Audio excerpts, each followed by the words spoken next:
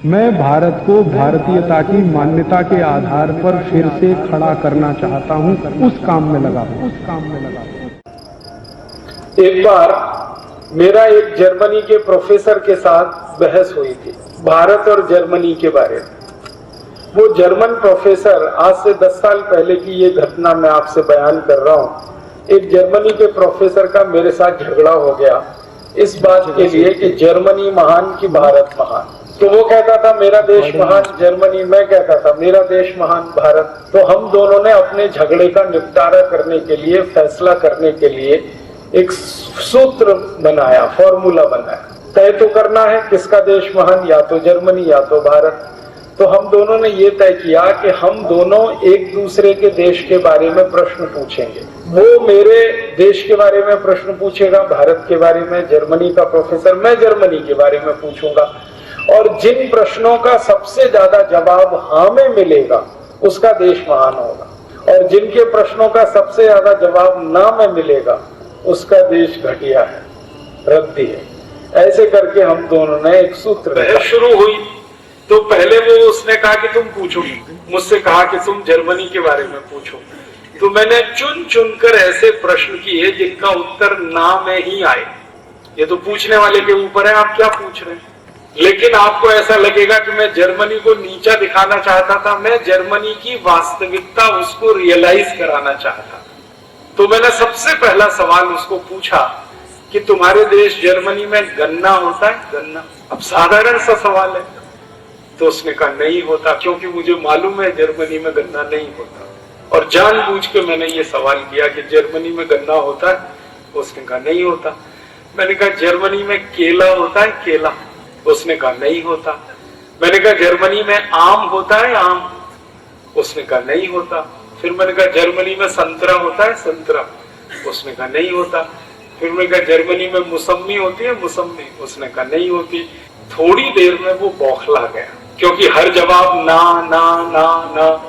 तो उसने थोड़ी देर में मुझे कहा, मिस्टर राजीव दीक्षित, मेरे जर्मनी में कोई मीठी चीज पैदा नहीं होती, अब आगे पूछो।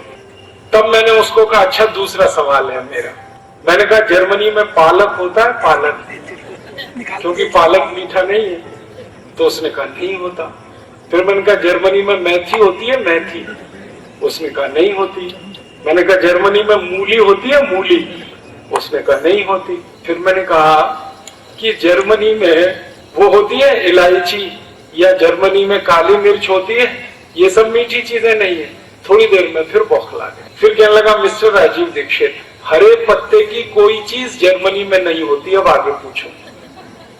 अब मीठी चीज कोई होती नहीं, हरे पत्ते की कोई चीज होती नहीं। तो मैंने कहा अब तुम ही बताओ जर्मनी में होता क्या है। तो उसने कहा जर्मनी में एक तो होता है आलू, पोटैटो, और दूसरा होता है प्याज, ओनियन। अब आलू में प्याज मिला के खाओ या प्याज में आलू मिला के खाओ, हमारे पास दो ही चीजें होती हैं। फिर मैंने कहा कि जर्मनी के दुकानों में इतना सारा माल बिकता है, केला भी बिक रहा है, गन्ना भी बिक रहा है, आम भी बिक रहा है, संतरा भी बिक रहा है, तो ये कहां से आता है। तो उसने धीरे से कहा ये सब भारत से आता है। तो मैंने कहा किसका देश महान। तो चुप हो गया, बोला नहीं। उसको रियलाइज तो हो गया कि भारत देश महान, लेकिन उसने मुंह से नहीं बोला। मैंने कहा इसको मुंह से ही बुलवाना है अभी थोड़ी देर। और ये बहस हमारी कई लोगों के सामने हो रही। मैंने कहा तुम्हारा नंबर है, तुम पूछो भारत के बारे में। तो वो थोड़ा फंस गया, उसने वही सवाल पूछना शुरू किया जो मैंने पूछे। उसने कहा भारत में गन्ना होता है? मैंने कहा भैया उत्तर भारत, दक्षिण भारत, पूर्वी भारत, पश्चिम भारत, मध्य भारत, पूरे भारत में गन्ना होता है। और भारत में 6,38,365 गांव हैं, इनमें से 4 लाख गांव में गन्ना होता है। और भारत में एक गन्ना बहुत मोटा होता है, एक गन्ना बहुत पतला होता है, एक काला गन्ना होता है, एक लाल गन्ना होता है, एक हरा गन्ना होता है, एक थोड़ा सा पीले रंग का गन्ना होता है। 2550 जातियों का गन्ना इस देश में होता है। अब बोलो। तो कहने लगा आई कांट बिलीव इट। मैंने कहा ये तुम्हारी प्रॉब्लम है, मेरी नहीं। तुम्हें भरोसा नहीं है तो ये तुम्हारी समस्या है। अगर तुमको भरोसा करना है तो तुम भारत आ जाओ और घूम लो और पता कर लो कितनी जातियों का गन्ना होता है। फिर उसने दूसरा सवाल पूछा केला होता है भारत में? मैंने कहा केला ही केला होता है।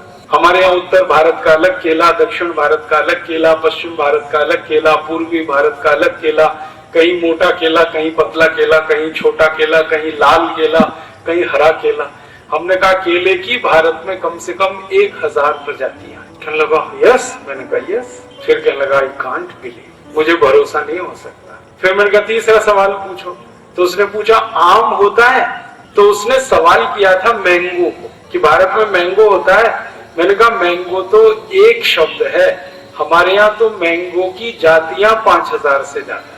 लंगड़ा है, चौसा है, दशहरी है, तोतापुरी है, कलमी है, ऐसी 5000 जातियों का आम है भारत में। और मैंने उसको कहा, जिस पर उसे भरोसा नहीं हुआ, मैंने कहा दिल्ली हमारे यहाँ की राजधानी है, वहां से 180 किलोमीटर दूर हरिद्वार है, दिल्ली हरिद्वार के बीच में 500 जातियों का आम होता है, इतनी दूरी में, खाली 180 किलोमीटर, और भारत में 3 लाख से ज्यादा गाँव में आम होता है। तो ऐसे उसने जितने भी सवाल पूछे तो उसमें वो हार गया, मैं जीत गया। फिर हमारा भारत महान, उसका जर्मनी महान नहीं। तब उसने अंत में कहा कि मैं भारत देखना चाहता हूँ। मैंने कहा कभी भी आओ, देखने के लिए कोई मुश्किल नहीं, आने जाने की कोई प्रॉब्लम है तो हम भारतवासी तुम्हारा टिकट बना देंगे, तुम आ जाओ कभी भी। वो आया, भारत में 3 महीने की छुट्टी लेके आया, 3 महीने का वीजा मिला, और हमने उसको भारत में उत्तर दक्षिण पूरब पश्चिम सब जगह घुमाया, और उसको एक डायरी और पेंसिल दिया था कि जो जो तुम गाँव में देखो कि यहाँ क्या होता है उसको नोट करना। जब आखिरी में वो वापस जाने लगा तो मैंने कहा तुम्हारी डायरी में क्या नोट किया है तुमने? तब उसने कहा कि भारत के एक एक गांव में 2000 से ज्यादा वस्तुएं पैदा होती हैं, जो मैं पहले विश्वास नहीं कर सकता। और वो उसने खुद कहा कि इंग्लैंड में और पूरे यूरोप में 2 या 4 वस्तुएं पैदा होती हैं सभी गाँवों में, और यहाँ एक एक गांव में 2000 वस्तुएं पैदा होती हैं। तब उसने कहा तुम्हारा देश महान। तो मैंने कहा अब बोलो तुम्हारा क्या कहना है भारत के बारे में? तो उसने कहा कि मेरी इच्छा है कि मैं भारत में रहूं। तो मैंने कहा सिटीजनशिप नहीं मिलेगी तुम्हें। तो कहने लगा वो क्या करना पड़ेगा? मैंने कहा भारत में जन्म लो। कहने लगा उसके लिए क्या करना पड़ेगा? तो मैंने कहा हिंदू हो जाओ। कहने लगा क्यों? मैंने कहा तुम्हारी क्रिश्चियनिटी में तो पुनर्जन्म होता नहीं, तुम तो ईसाई हो ना, और ईसाइयत में पुनर्जन्म होता नहीं। पुनर्जन्म तो इस्लाम में भी नहीं होता, पुनर्जन्म तो सिर्फ सनातन भारतीय जो मान्यता है इसमें होता है।